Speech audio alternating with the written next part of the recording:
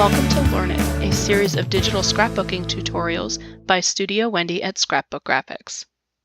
We're going to take a very quick look at the Cluster It Collage actions.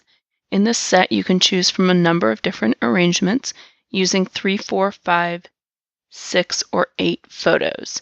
So I'm just going to pick one here and press play. Once we press play, we will be given a message to remind us to have a new 12 by 12 document open.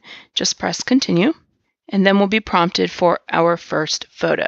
So I'll go ahead and select a photo, and it will be positioned on the screen for me. I can reposition it by dragging it around. I can resize it by grabbing the corners, and I can get it exactly where I want it to be. And when I'm done, I can press enter or double click inside the bounding box.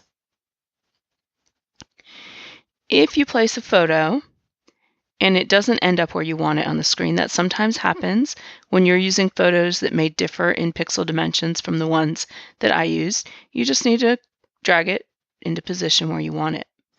If the photo ends up completely off the screen for some reason, I find that the easiest thing to do is just type 0 in the X and Y coordinate box on the top left here.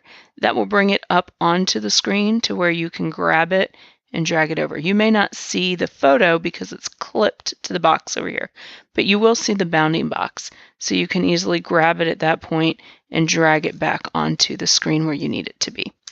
And just press enter.